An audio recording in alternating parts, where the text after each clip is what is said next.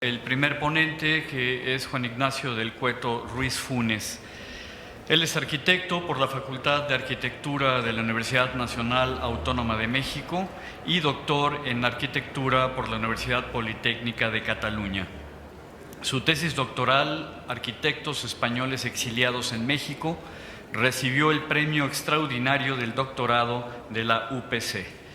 Trabajó en los despachos de Imanol Ordorica en la Ciudad de México del 79 al 86 y Bosch Cuspinera Associat de Barcelona de 1994 a 1997. Es coordinador de investigación en arquitectura, urbanismo y paisaje de la Facultad de Arquitectura de la UNAM. Fue profesor del TEC de Monterrey, Campus Ciudad de México, y de la Escuela Nacional de Conservación, Restauración y Museografía del Instituto Nacional de Antropología e Historia. Asesor de la exposición Arquitectos Desplazados, Arquitectos del Exilio Español, y coautor del libro del mismo título. Curador de la exposición Félix Candela, del Ministerio de Cultura de España, que ha sido presentada en varias sedes desde septiembre del 2010. Editor del libro y el catálogo Félix Candela, y estos fueron publicados en el marco de esta exposición. Sin más, cedo el uso de la palabra a Juan Ignacio del Cueto. Muchas gracias.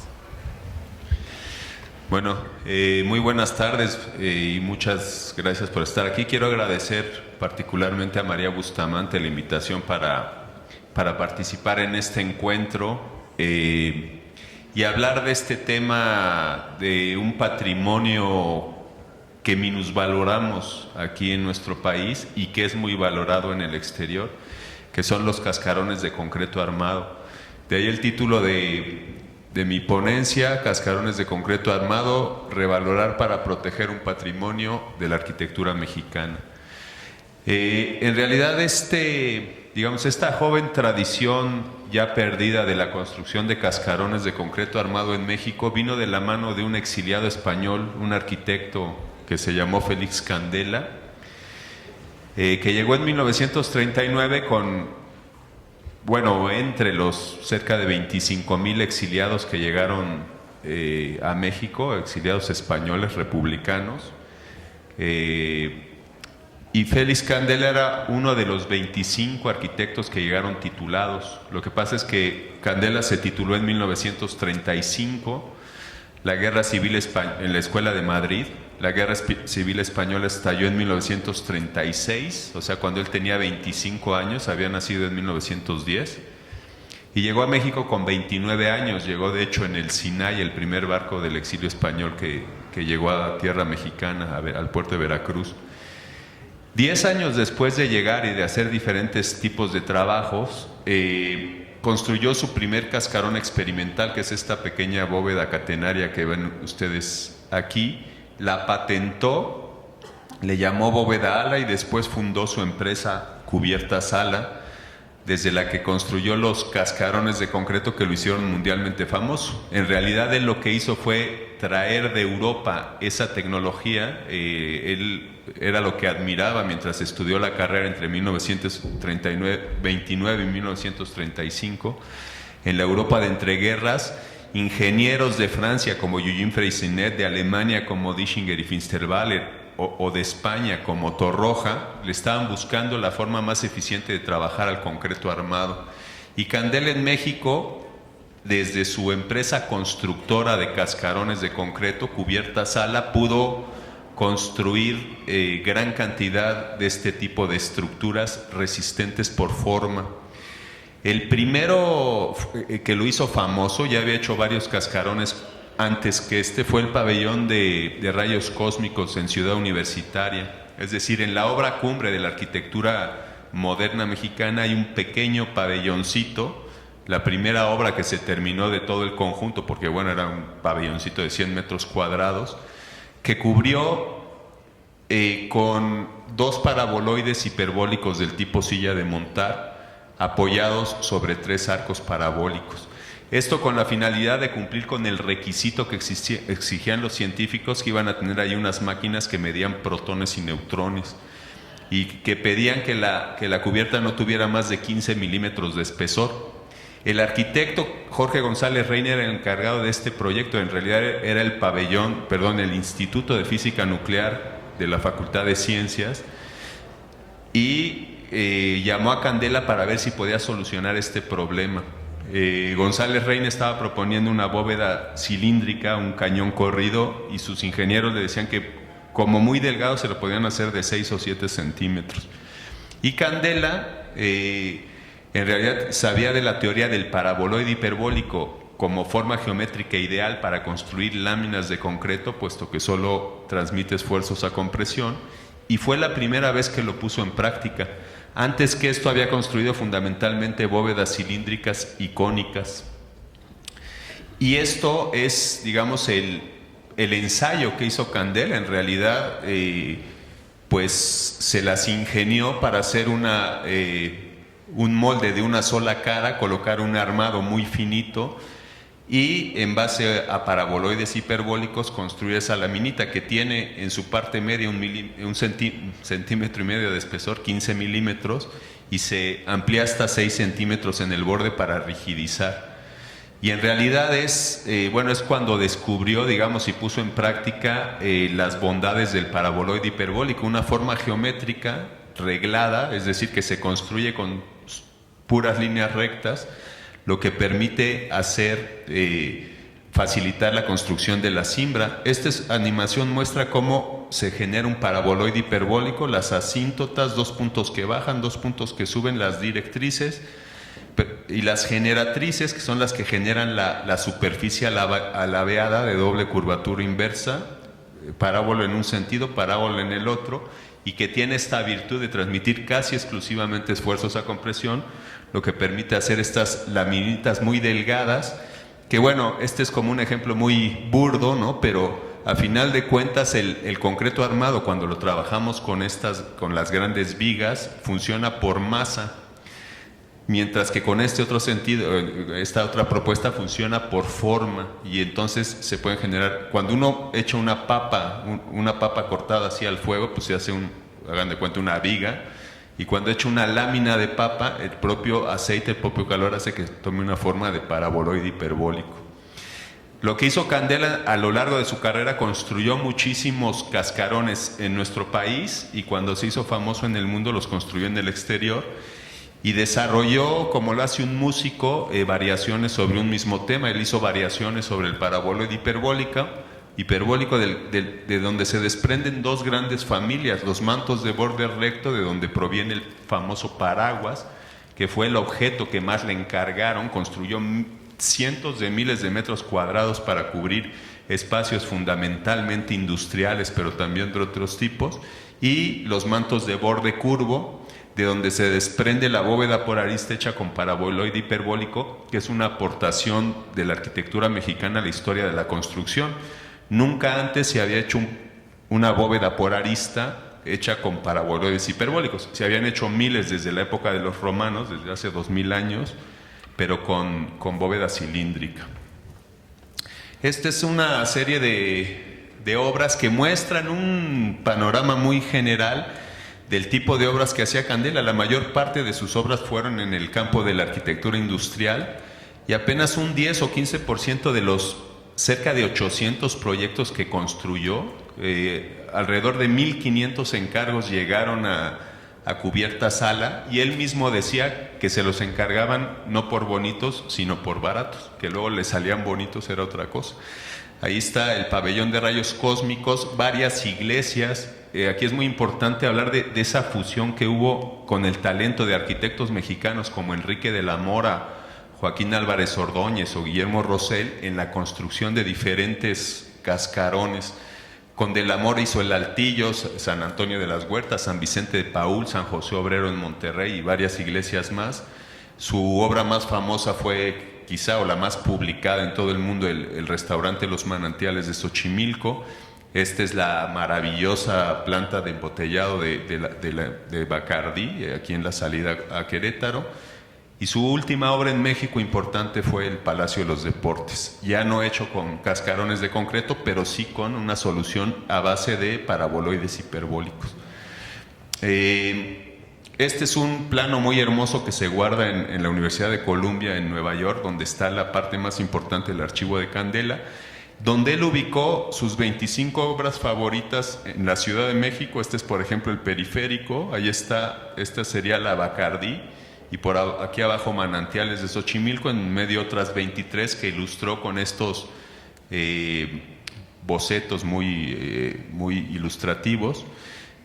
Y bueno, son sus 25 obras favoritas de alrededor o de más de 200 que hemos localizado solo en la zona metropolitana de la Ciudad de México.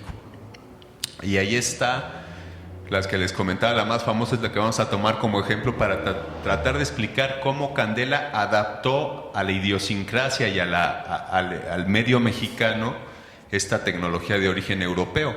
Ese es el famoso cascarón del restaurante Los Manantiales en Xochimilco, que sigue en pie, pues en una situación bastante delicada, porque el dueño se las ha visto negras para mantenerlo. Este debería ser un tema casi de la delegación de Xochimilco, que lo debería tomar en sus manos. Y bueno, es un ejemplo de los más publicados de arquitectura mexicana en el mundo. En su momento, Félix Candela fue el arquitecto mexicano más famoso del mundo, y digo mexicano porque se nacionalizó recién llegado, y él se vanagloriaba se consideraba mexicano.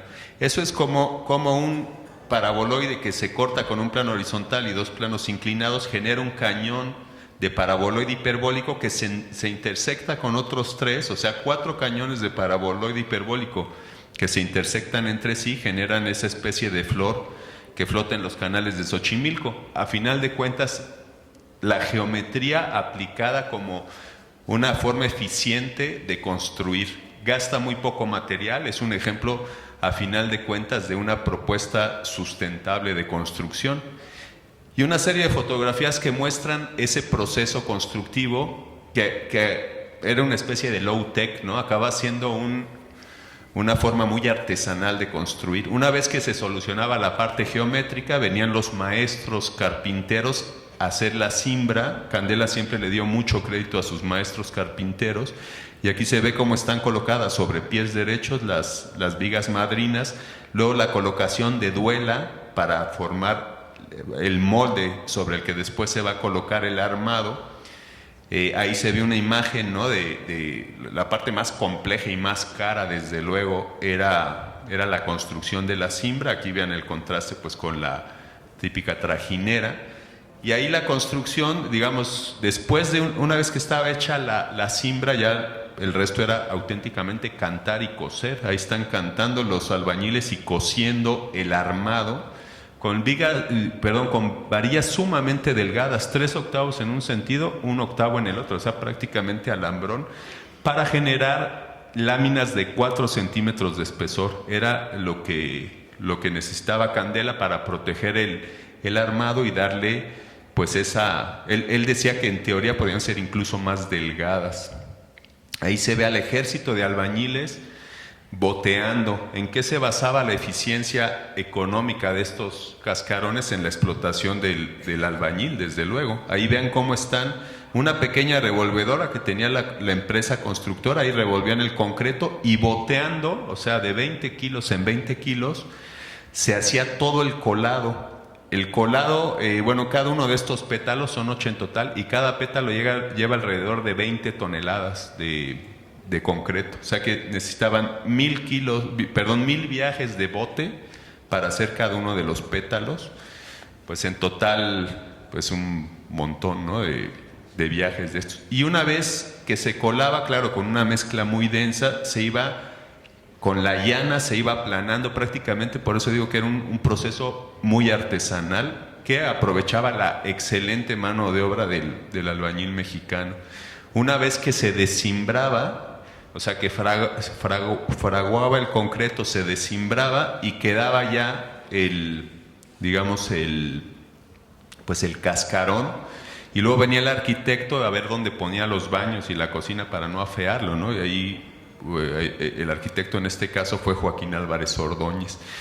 Esto fue, esta famosa colección de la revista Life, Biblioteca Universal, hay de todos los países, y vean la portada del de México, ¿no? La tradición de Xochimilco con las chinampas, las chalupas, las trajineras y la modernidad ahí de ese cascarón, que se replicó en muchas partes del mundo. O sea, se tomó como inspiración, por ejemplo, en Alemania. Ulrich Müther pues se inspiró en un ingeniero de la Alemania Oriental, construyó muchísimos cascarones inspirados en los de Candela. Esto es una foto que me mandaron desde Bakú, en Azerbaiyán, donde también pues alguien construyó un cascarón bastante gordo, por cierto. Esto me lo mandó un alumno de Ecuador, que esto es el Amazonas, y es en la frontera entre Ecuador y Colombia.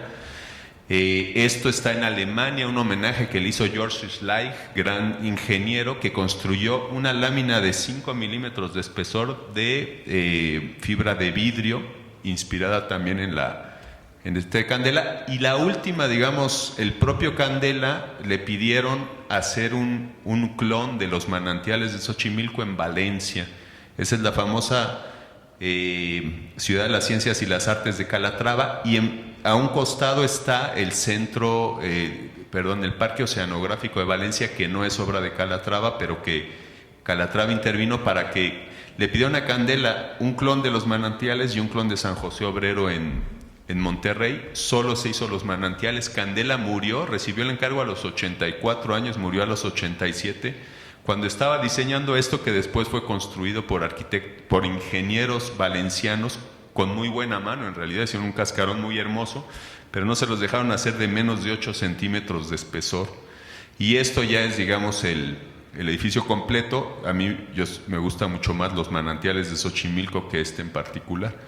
Pero bueno, Candela tuvo su estela, la estela de Candela, arquitectos que en México, ingenieros que siguieron su estela, muy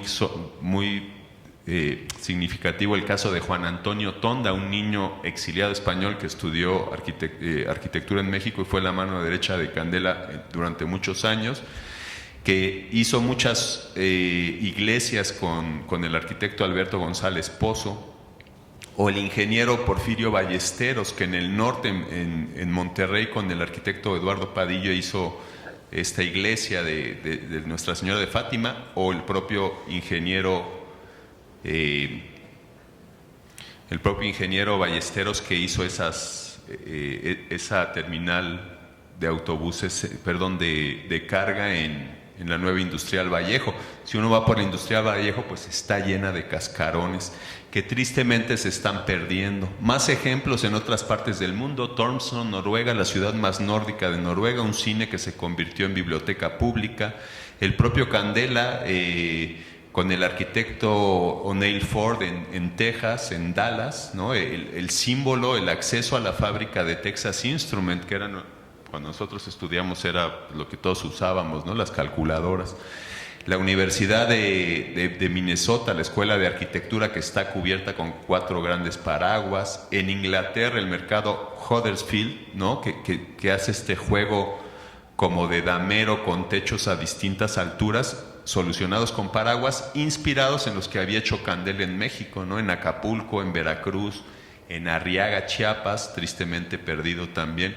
Bueno, y lo más popular, ¿no? La visión más popular de los paraguas, las cientos de gasolineras que se hicieron a lo largo y ancho del país, con estos bordes tan delicados que luego Pemex se ha empeñado en ponerles estos faldones para disimular las flechas que se le han hecho, pero pues que valdría la pena recuperar esa imagen. De hecho, Foster, cuando hizo estas de Repsol en España y Portugal, pues se inspiró en las de Candela. En España tuvo muchos seguidores, un arquitecto español, Enrique Ruiz Castillo Ucelay, que trabajó con él, hizo una empresa de construcciones laminares. En Las Palmas de Gran Canaria, el arquitecto Luis López Díaz hizo muchos cascarones inspirados en los de Candela. Estas son obras en Colombia, en Cuba, en Noruega otra vez, ¿no? En un parque en Oslo. En Guatemala, Cubierta Sala tuvo sucursal en Guatemala, tuvo sucursal en Venezuela. Y bueno, toda esta riqueza fueron 20 años prácticamente, de principios de los 50, finales de los 60. Después esta forma de construir se vino a pique, ya no fue tan económico.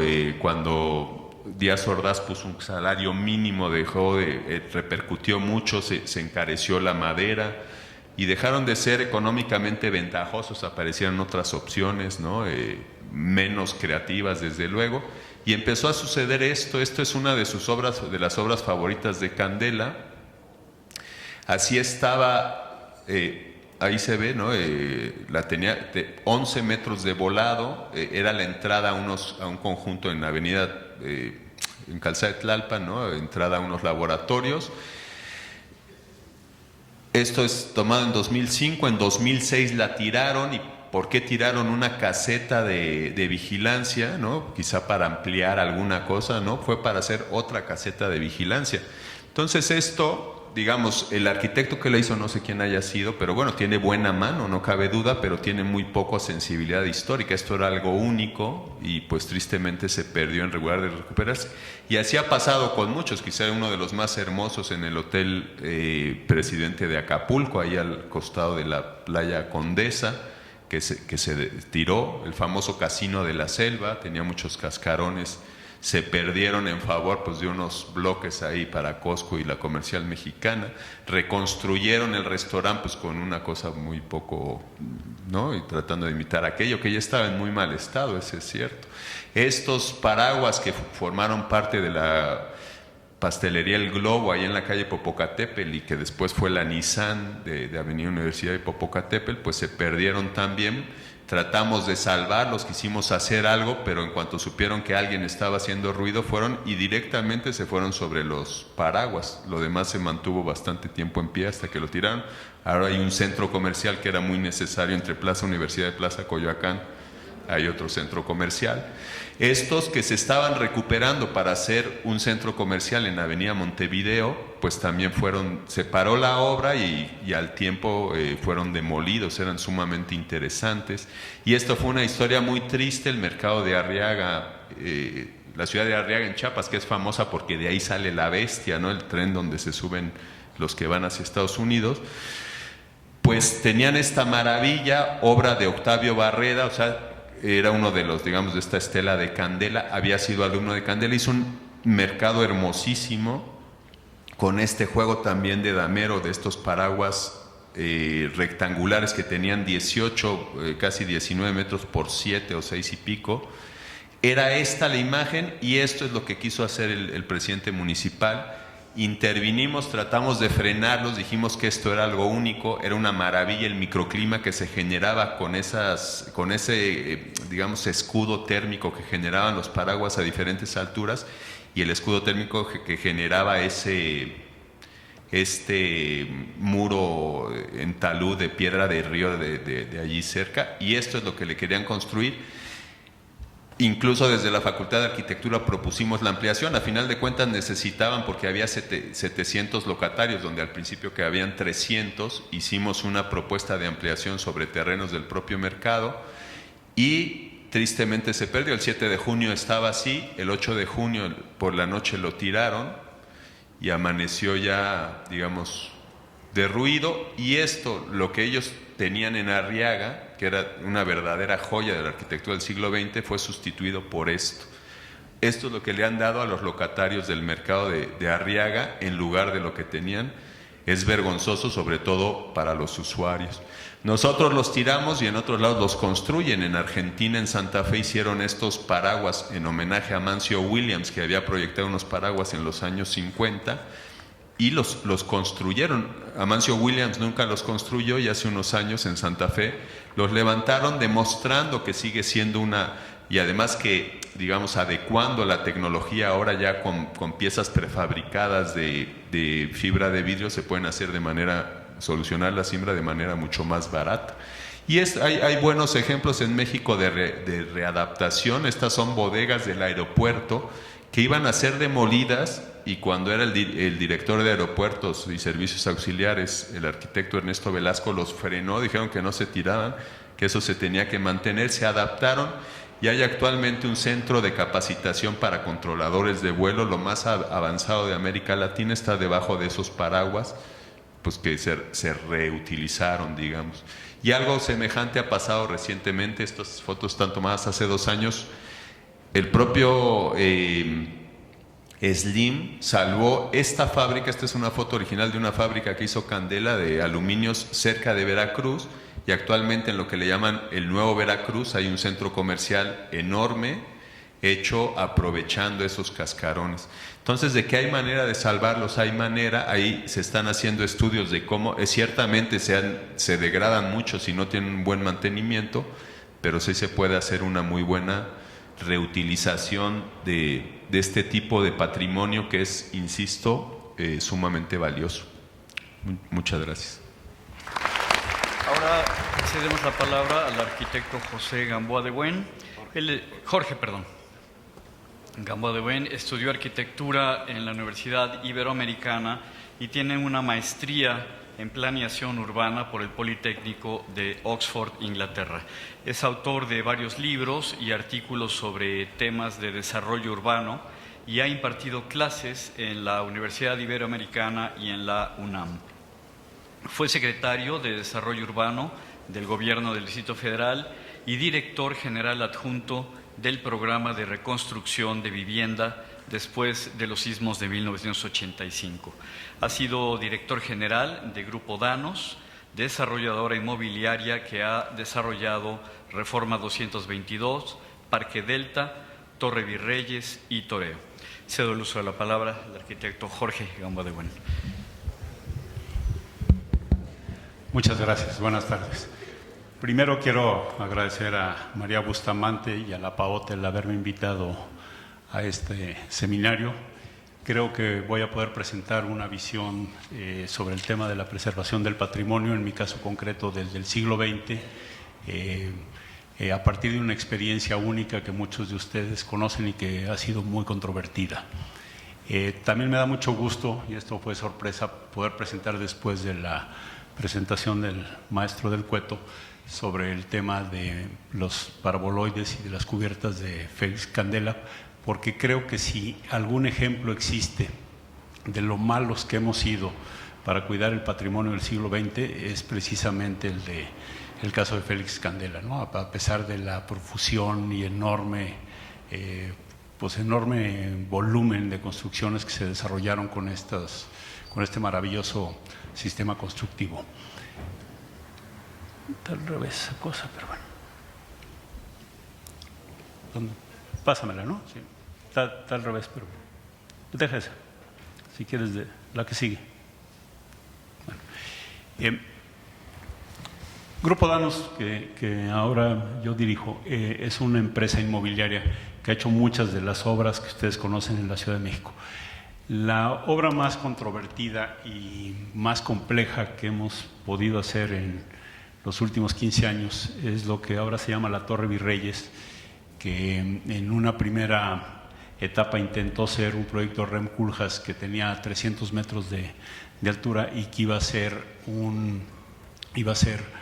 el edificio más alto de América Latina, un edificio de oficinas en el lugar donde se encontraba y se sigue encontrando el famoso Superservicio Lomas, que era una gasolinera con un taller mecánico, con comercios, que había sido obra terminada en 1947 del arquitecto emigrado ruso Vladimir Caspé. Finalmente el primer proyecto, que sería otra historia digna de contar, no se pudo hacer.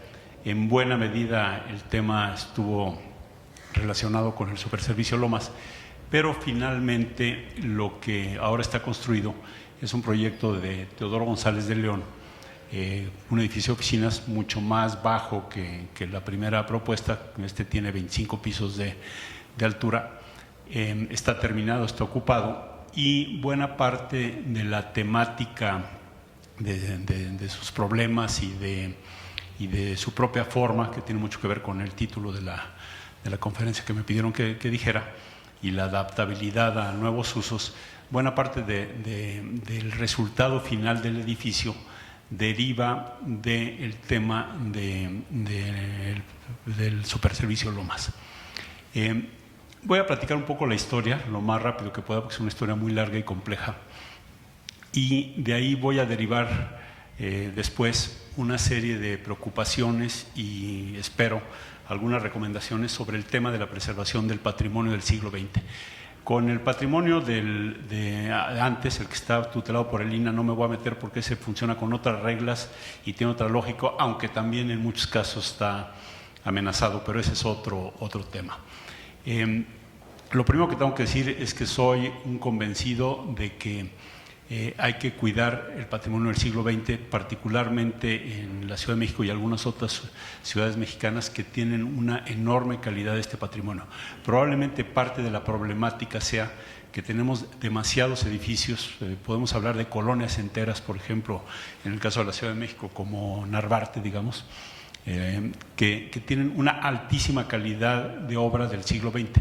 Algunas de nombre de autor y muchas otras anónimas, muchas de ingenieros inclusive, ¿no? Que no fueron arquitectos ni fueron a las escuelas de arquitectura, pero que tienen una gran calidad. Y creo que encontrar una manera lógica, proporcionada, eficaz de preservar ese patrimonio y de incorporarlo al desarrollo y al crecimiento de la ciudad es un reto formidable que nadie ha podido resolver, por lo menos en los últimos años, pero que creo que es algo que debemos intentar, y por lo que me han contado entiendo que el seminario anterior y van hacia allá, van hacia poder proponer un cuerpo legislativo y una serie de soluciones que permitan resolver este tema. Cuando nosotros compramos el superservicio Lomas, se lo compramos a la familia que lo había hecho.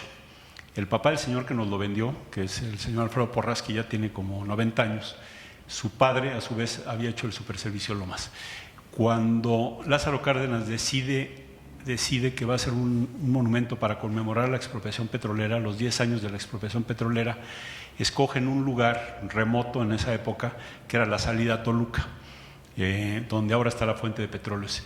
Las Lomas era un fraccionamiento incipiente y Polanco también, y digamos que los límites estaban un poco pues, ahí por donde era circuito interior y algo así.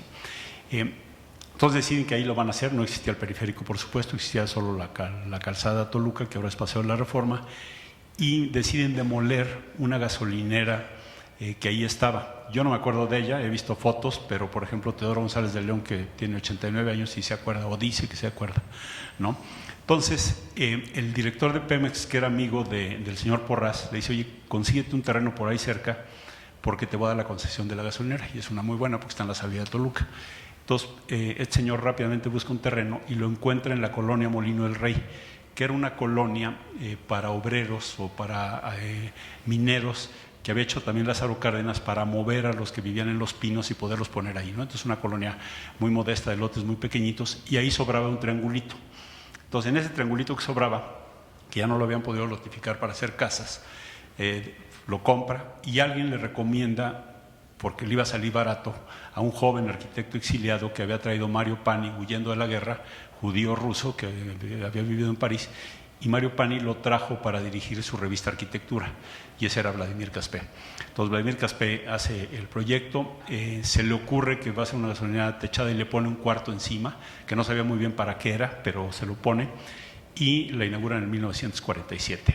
Ahí hay un cabaret después, que es otra historia larga y interesante, luego hay un gimnasio, luego hay tiendas de coches, talleres mecánicos, había un edificio de departamentos donde vivían los empleados, un poco esta idea así del capitalista benigno del siglo XIX, ¿no? Que también les daba casa a los empleados. Y finalmente esa propiedad está en manos de la misma familia hasta hace 7 años.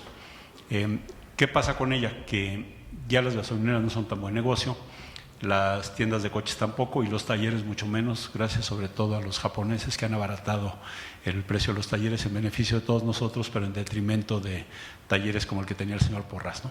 Entonces decide venderlo. Por una historia también muy larga para contar aquí, también interesante, lo acabamos comprando para hacer el primer edificio, y como hay tanta oposición al primer edificio, de repente un día nos enteramos que el Limba va a ser una... Cuando decidimos hacer el edificio de Culjas, sabiendo que había un tema con lo de Caspé, que no era un arquitecto tan conocido, pero más que para los iniciados y para los arquitectos, había un solo libro de él que había hecho Luis Noel, decidimos dedicar un presupuesto muy importante para el tema de la preservación de lo de Vladimir Caspé. Se hizo un relajo político en el que nos vimos inmiscuidos. Sí era un proyecto muy ambicioso, muy controvertido, y finalmente uno de los elementos que usó el gobierno federal para evitar que hiciéramos el proyecto fue un intento de declaratoria de monumento artístico. Aquí me detengo un poco. Si ustedes conocen, que me imagino que todos los que están aquí conocen bien la ley de monumentos y su reglamento, se darán cuenta que son unas leyes de los 70s. El reglamento y la ley son casi iguales, o sea, lo que dice el reglamento es prácticamente lo que dice la ley, y la única figura legal reconocida para proteger el patrimonio del siglo XX son las declaratorias. Las declaratorias son de dos tipos. Cuando el bien es público, como el Museo de Antropología, la declaratoria la emite el presidente de la República. Cuando el bien es privado, como en el caso del Superservicio Lomas, la declaratoria la emite el secretario de Educación Pública.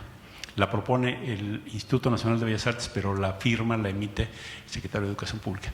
La catalogación no existe, ese es parte del problema de la defensa.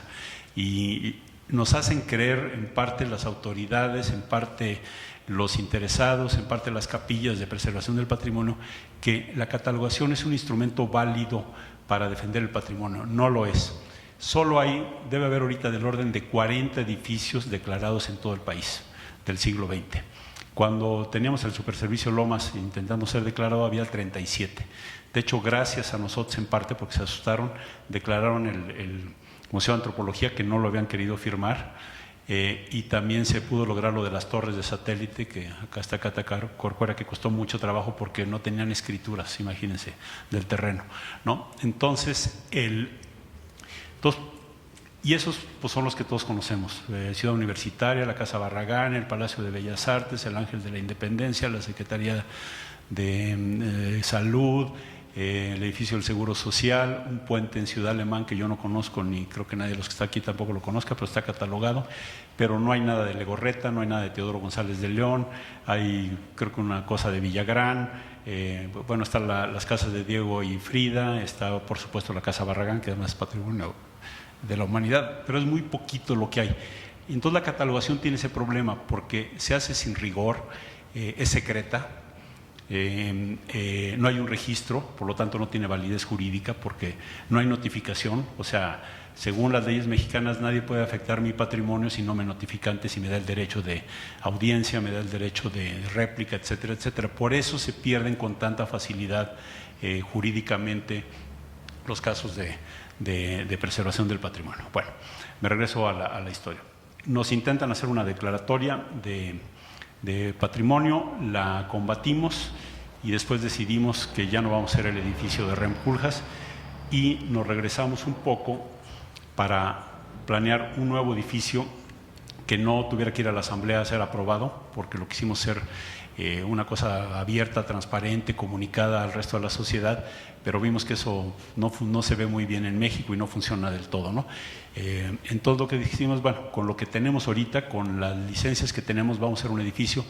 Decidimos hacerlo con Teodoro González de León porque era nuestro arquitecto de Reforma 222, porque trabajamos muy bien con él y porque iba a trabajar muy bien en relación al tema del patrimonio.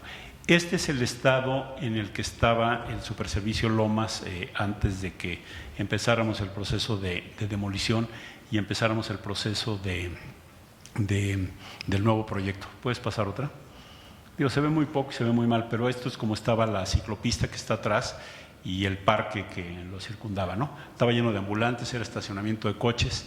El parque era muy peligroso porque no estaba vigilado. La gente que atravesaba por ahí, sobre todo las mujeres, la verdad es que le tenían miedo porque pasaban cosas horribles.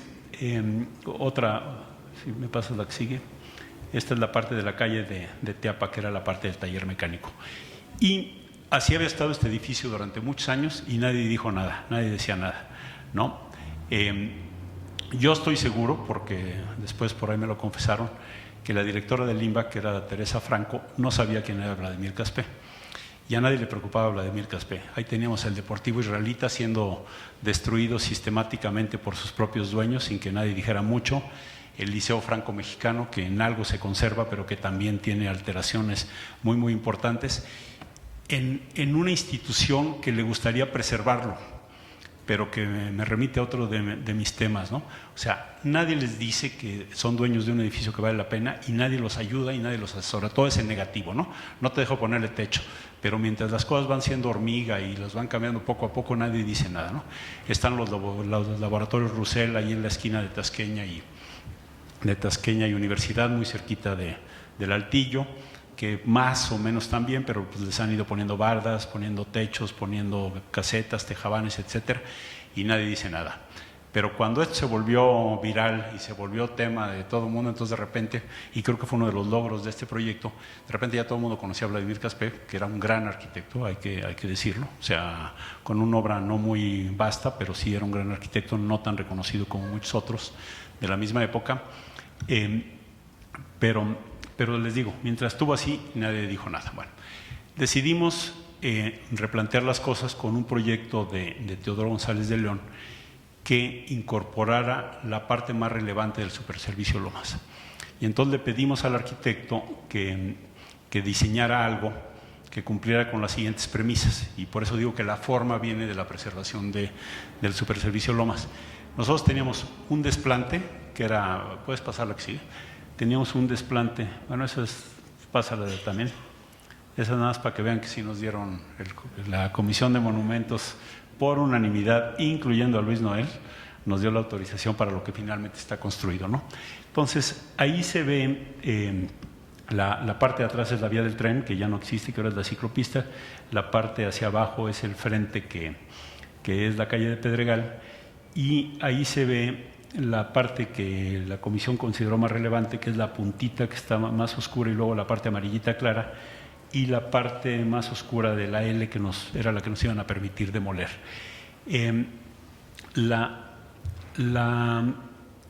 Entonces teníamos un desplante que era solo el que permitía ese, teníamos una altura tope de 25 pisos y teníamos un volumen de metros cuadrados que necesitábamos desarrollar porque ya era un proyecto que traía unos costos altísimos.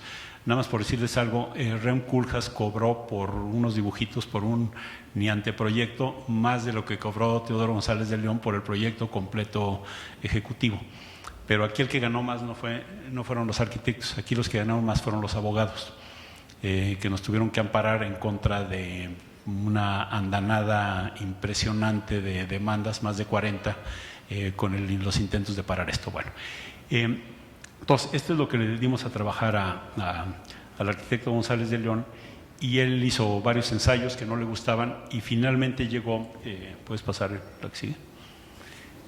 Finalmente llegó a esta planta donde en la parte que podíamos demoler se podía construir un núcleo y luego, aprovechando el triángulo del terreno, hacer como 2 alas de espacio de oficinas que iban subiendo hasta los 25 pisos. Pero como con eso no alcanzábamos los metros cuadrados que queríamos, entonces esto tenía que volar por encima del Superservicio Lomas. Pasa lo que sigue. Entonces, el resultado final fue este, ahorita lo vemos de lado, y es un edificio que tiene un volado de 60 metros de alto, por encima del Superservicio Lomas, y una cosa de las que convencimos o tuvimos que convencer a la Comisión de Monumentos y al propio instituto fue que nos permitiesen demoler y reconstruir una parte. Cuando estábamos en estas pláticas de buena fe, digamos, de que las cosas iban a salir bien y todo, de repente cambian a la secretaria de Educación, cambian a la directora del INBA, y un buen día el notario que estaba enfrente de las oficinas de nosotros ahí en Prado Sur se cruza y nos notifica una declaratoria de monumento artístico. Que dicen las autoridades, el que nos lo dijo ya no está en este mundo para decirlo, que era Alonso Lujambio, que se les fue, que era una cosa que tenían preparada pero que nunca quiso firmar la anterior secretaria de Educación, pero pues cuando él llegó le pasaron muchas cosas, la firmó y de repente ya teníamos una declaratoria encima. Otra vez los abogados, vamos a defendernos, porque la declaratoria lo que decía era que no íbamos a hacer nada, o sea que el edificio se tenía que quedar como estaba y que había que preservarlo, pero vean ustedes la aberración en el caso de un edificio privado, o sea, nos lo iban a congelar para siempre, ya iba a ser un monumento artístico nacional, pero nos querían obligar, que eso es imposible de obligar, a que lo restauráramos y luego lo convirtiéramos en un museo y luego lo donáramos o no sé qué. Entonces, lo que iba a suceder con la declaratoria es que el edificio se iba a quedar congelado para siempre y se iba a seguir deteriorando, vacío, abandonado, etcétera, etcétera, ¿no? Con Alonso Lujambio, que era una persona de palabra y un buen tipo, hicimos un acuerdo de caballeros y dijimos, a ver, déjanos seguir con nuestro proyecto de Teodoro González de León, al cual además él admiraba mucho. Vamos a ver si se puede construir, porque pues, traía un volado de 60 metros. Entonces dijimos, vamos a ver si lo podemos pagar. De todo se puede en esta vida, pero también tiene costos, ¿no? Y vamos a hacer un pacto de caballeros, que no está escrito. Si tú nos ganas y queda firme la declaratoria, nos vas a dejar demoler la parte que finalmente demolimos para que ahí podamos desplantar el edificio que haga que el otro edificio viva, ¿no? Y que le dé sentido, que le dé todo. Y en el caso de que te ganemos, prometemos no demolerlo, allanarnos a la declaratoria de monumento artístico, porque además también hay un tema ahí constitucional de las leyes que ya llevan varias derrotas y que con creo que una o dos más que lleguen a la Suprema Corte, la ley se va a hacer inconstitucional, que eso es una enorme irresponsabilidad de muchas autoridades, y en ese momento quedaría todo el patrimonio, el patrimonio histórico y el patrimonio artístico y el patrimonio escrito y el patrimonio pintado y todo lo demás quedaría desprotegido en ese momento. Entonces ahí hay un tema jurídico muy delicado que nadie quiere ver, nadie quiere comentar, nadie quiere tocar el tema, pero que es un tema vigente y que hay que analizar de manera muy pertinente pronto. Entonces, finalmente le ganamos. Y les voy a decir por qué le ganamos, que tiene también mucho que ver con la manera en que se defienden las cosas. Había peritos de ambos lados y el perito de Limba era este cuate, ahorita me acuerdo, un arquitecto que es amigo mío además, ¿no? Y entonces para defender el proyecto decían que era un edificio único, que fue el primer edificio de usos mixtos que se hizo en la ciudad, porque tenía un cabaret, y que tenía un sistema constructivo único, ¿no? Y el perito del otro lado, que fue un perito nuestro, pero que finalmente yo escribí toda la defensa, les llevamos, por ejemplo, el edificio que está en el Ermita, ¿no? Que es un edificio de 10 años antes, que tenía un cine, que tenía oficinas, que tenía vivienda y que tenía tanto. Entonces tampoco era cierto que era el primer edificio moderno de usos mixtos. Luego decían que el sistema constructivo era único. Aportamos el reglamento de construcciones de la época y resulta que el reglamento de construcciones de la época se dividía madera, acero y concreto. Y el concreto lo que describía era exactamente el sistema con que estaba hecho el Superservicio Lomas, ¿no? Cómo armar una columna, cómo hacer una losa, cómo hacer las contratraves, etcétera. Entonces, estaba basada la defensa del edificio. Fue Antonio Toca, que luego me dijo, ni modo, me ganaste, ¿no? La defensa estaba basada en puras inventos, suposiciones, idealizaciones, ¿no? La historia del famoso cabaret, por ejemplo, que Luis Noel lo pondera mucho, me la contó a mí un día Teodoro. Había una orquesta que tocaba en el Hotel Reforma, que era un cabaret que se llamaba Ciros, y había una orquesta de esas de las que tienen tripiés y todo gringas, que además todas las tardes tocaba en vivo en la XCW. Y un día se pelea el de la orquesta, que era un gringo, que no me acuerdo cómo se llamaba, se pelea con Everett o Emeret algo. Se pelea con el dueño, que era Blumecron, y entonces este cuate agarra y lo saca a la calle, ¿no? Le avienta sus instrumentos y le dice, ya no voy a volver a tocar aquí. Y entonces alguien le dice, oye, yo tengo un amigo que allá bien lejos, allá por un lugar que se llama Las Lomas, un loco arquitecto le hizo una gasolinera que arriba tiene una cosa que no sabe qué hacer con ella. ¿Por qué no le pedimos que te asile? Entonces se va para allá la orquesta y abren un cabaret. Llega Uruchurtu en principios de los 50 y dice, qué cabaret, ni qué nada, encima de una gasolinera y encima y en Las Lomas y no sé qué, y lo clausura para siempre. O sea, el famoso cabaret llegó de casualidad y duró 2 o 3 años. Y sin embargo esto lo convertimos en que este era el primer edificio de usos mixtos, por lo tanto había que preservarlo, etcétera, etcétera, ¿no? Y el verdadero valor de por qué había que preservarlo, ese nunca apareció en los dictámenes ni nada. Entonces, bueno, lo ganamos, nos dieron permiso de demoler, ¿pasas la que sigue?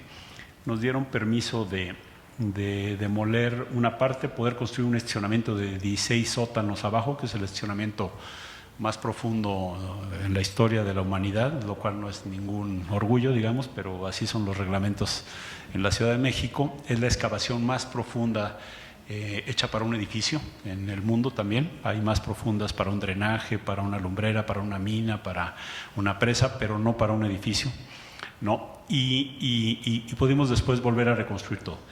Cuando íbamos a reconstruirlo de manera ortodoxa, Teodoro salió con una propuesta que fue aceptada por el instituto, que es, ¿por qué no lo reconstruyo en concreto blanco? O sea, el mismo espacio, pero y hasta dijo una frase bastante bonita, dice, eso es lo que hubiera hecho Vladimir Caspé si hubiera habido dinero en esa época, ¿no? Y entonces nos aceptaron que lo pudiéramos reconstruir en concreto blanco, solo dejando la parte de la puntita, que es la que estaba declarada monumento artístico, está declarada monumento artístico, y que eso fuera lo que se preservara ahí. Pásame la que sigue, ¿no? Esto nada más para demostrarles cómo el parque que está enfrente también lo restauramos la ciclopista, y lo que antes era la parte de atrás de un edificio, ahora también es un frente, y hay una conexión peatonal entre esa zona de las lomas y la zona del parque. El parque se riega con el agua del propio edificio. Esta es la parte reconstruida del Superservicio Lomas. La arquitectura es idéntica, la espacialidad es idéntica. También se le metió a Teodoro de repente que compráramos esas esculturas que son de un artista suizo que se llama Hugo Rondinone, que estuvieron en el Anahuacalli, y son un par de gigantes que están hechos con la cantera con la que se hizo el Rockefeller Center, que el Rockefeller Center, como ustedes saben, tiene su relación con Diego Rivera, la piedra, las trajeron a la Anahuacalli, etcétera. O sea, había ahí una serie de conexiones para los que les interesan esas relaciones fortuitas que a veces se vuelven interesantes. La que sigue.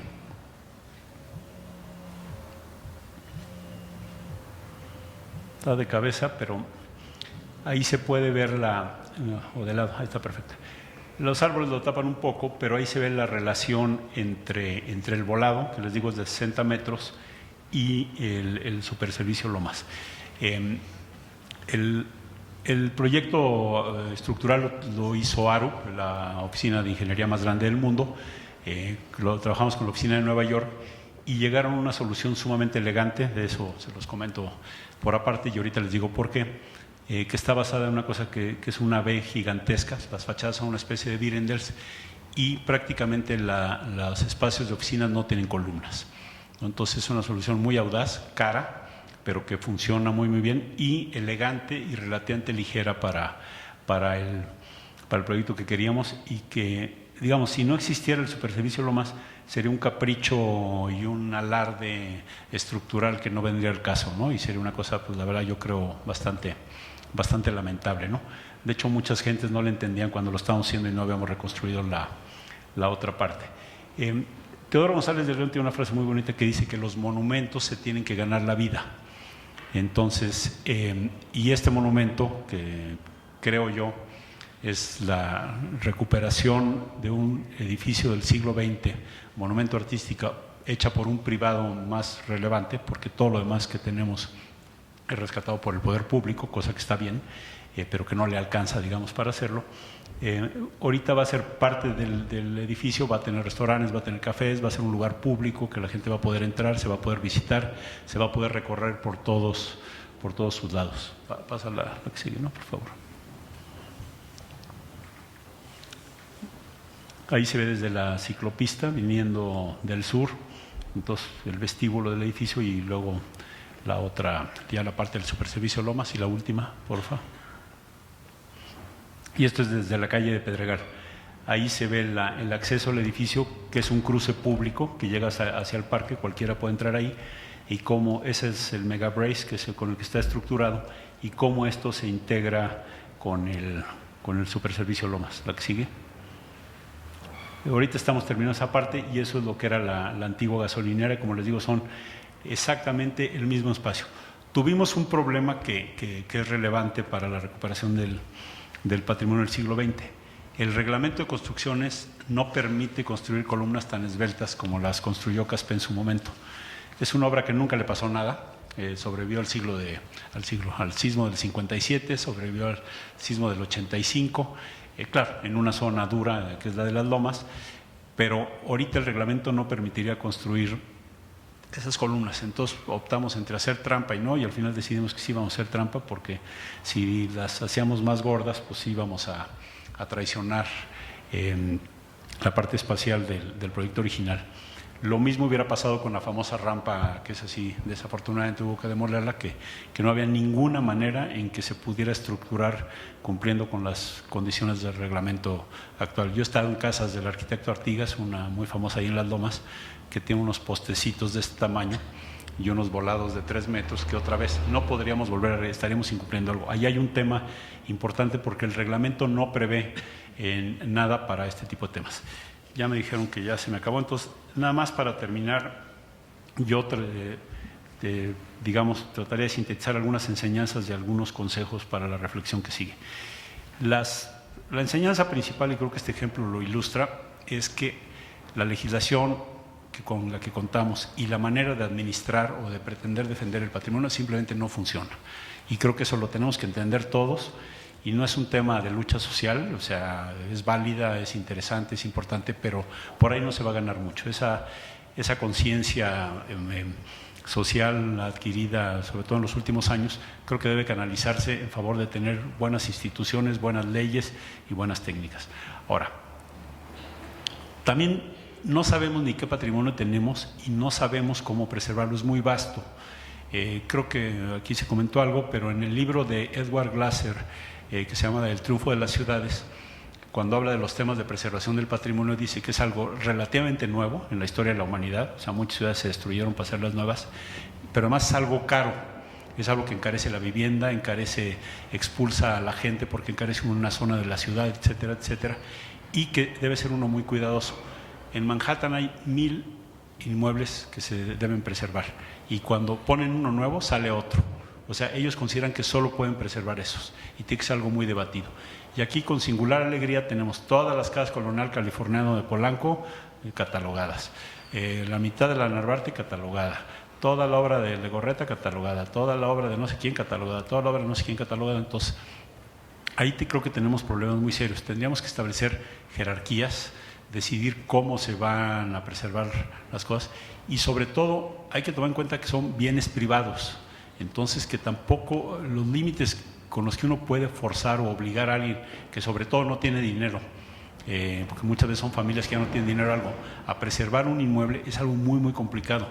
Nosotros, desde la fundación de la Casa Barragán, de la cual me honro en pertenecer hace 20 y tantos años, hemos visto el trabajo que ha costado salvar la Casa Prieto, por ejemplo, que era de una familia rica, que la prestaban para que se visitara, etcétera, etcétera, pero fueron años para encontrar a un personaje que esté dispuesto a invertir su patrimonio en detrimento de otras cosas o de otras actividades o de otra manera de vivir, para comprar una casa, restaurarla y vivirla con lo que implica vivir en una casa de los 50, ¿no? Con ciertas incomodidades y todo lo demás. Entonces es un tema muy, muy complicado, donde yo creo que lo que tenemos que ver hacia adelante es distintas categorías de catalogación. Hay que, por ejemplo, de las cosas de Félix Candela, yo estoy de acuerdo que el restaurante de Xochimilco es probablemente la obra más representativa y todo, además está en un lugar que todos queremos rescatar. También entiendo que hay un propietario que medio ahí le va haciendo como pueda. Bueno, pues tendría que ser una prioridad del gobierno, y con ayuda de la iniciativa privada, con donativos, etcétera, pero en positivo, no en castigar al pobre cuate porque es dueño de una cosa, quitándole el predial, dándole incentivos, dándole apoyo técnico, etcétera, etcétera, ¿no? Entonces creo que esa es una de las cosas que tendríamos que buscar hacer, y también que las ciudades, los gobiernos locales se comprometieran.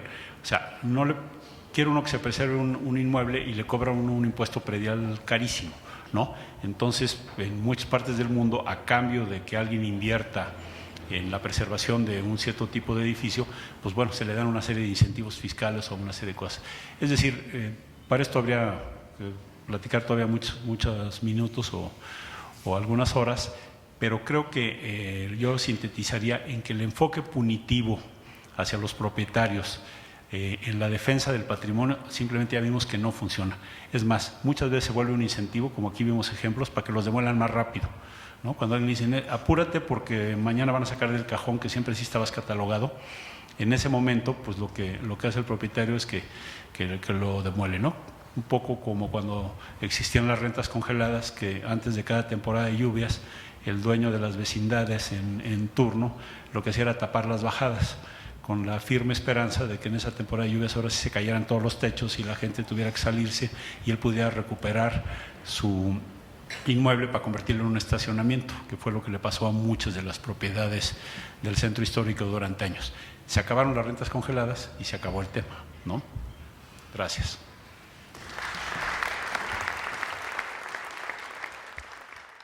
Durante años.